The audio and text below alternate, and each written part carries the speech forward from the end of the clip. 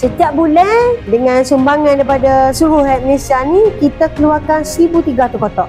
1,300 kotak tu Liga A30 lah, termasuk Liga A30. Di Pasir Putih kita pergi berlaku Pak Padung, di Besut semestinya lah sebab pengurusi kita orang Besut, Cok, Macel, Kota Panjang, Kuala Lumpur.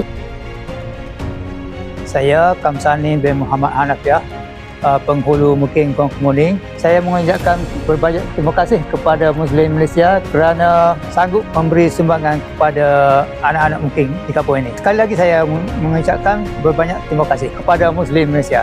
Rasa happy lah sikit. Terima kasih Muslim Malaysia membantu saya. Terima kasih Muslim Malaysia.